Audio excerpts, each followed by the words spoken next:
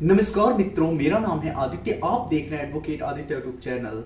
आज मैं पति के पक्ष में आया हुआ एक इतना ज्यादा इंपॉर्टेंट जजमेंट लेकर आया हूं, जिस जजमेंट के जरिए लाखों पतियों को राहत मिलने वाली है। क्योंकि बहुत सारी ऐसी पत्नियां होती हैं बिना किसी साक्ष्य के, बिना किसी सबूत के, बेवजह ही काफी देरी से ले जाके पति के ऊपर मामला दर्ज करा देती हैं। यानी जो पत्नी होती है उसके पास कोई साक्ष्य नहीं होता है, कोई सबूत नहीं होता है, और पति से अलग होने के बाद 1 या 2 साल के बाद वो जाके मामला दर्ज कराती है। तो यदि ऐसा ही आपका मामला है, आपके भी मामला में देरी से एफआईआर दर्ज कराया गया है, बिना किसी साक्ष्य के दर्ज कराया गया है, तो ऐसे में ये जो जजमेंट है वो आपके लिए काफी ज्यादा यूजफुल साबित होने वाला है। इस जजमेंट के जरिए आप अपने मामले में फायदा ले सकती हैं। तो इस जजमेंट को जानने से पहले मैं आपसे 2 महत्वपूर्ण बातें बताना चाहता हूं। पहली चीज तो ये कि हमने एक ग्रुप स्टार्ट किया है।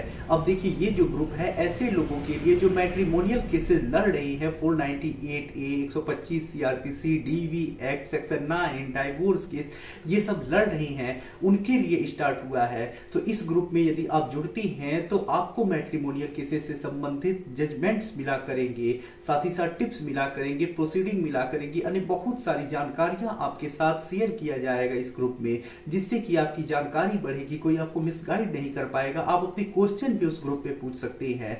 तो यदि आप इस ग्रुप से जुड़ना चाहती हैं तो इस ग्रुप से जुड़ने का जो चार्ज है वो 500 रुपए है। जुड़ने के लिए व्हाट्सएप पे मैसेज करिएगा।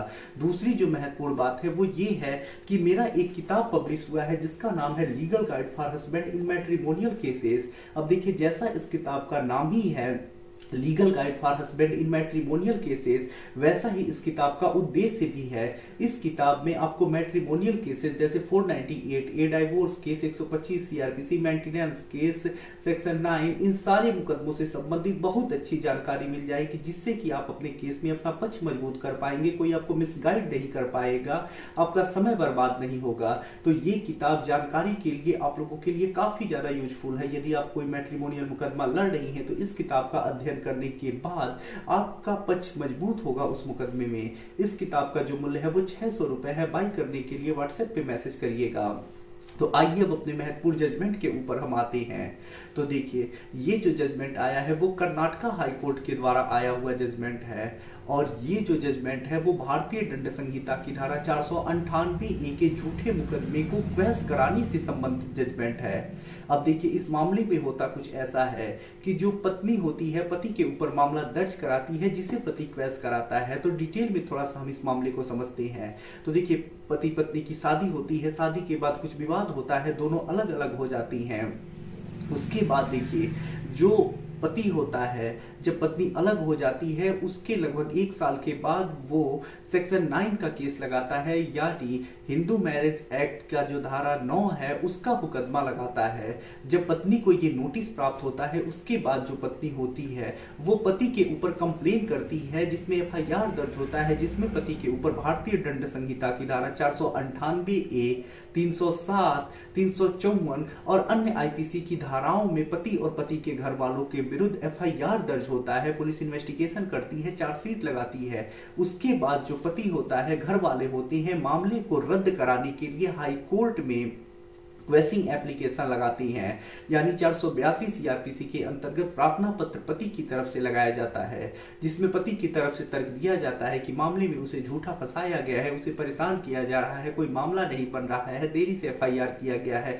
ये बहुत सारे तर्क दिए जाते हैं, जिसे अभी हम समझेंगे थोड़ा सा। तो देखिए, जब पति की तरफ से तर्क दिया जाता है उसके बाद पत्नी की तरफ से उसका विरोध किया जाता है कि मामले को जो ये एप्लीकेशन है उसे खारिज किया जाए।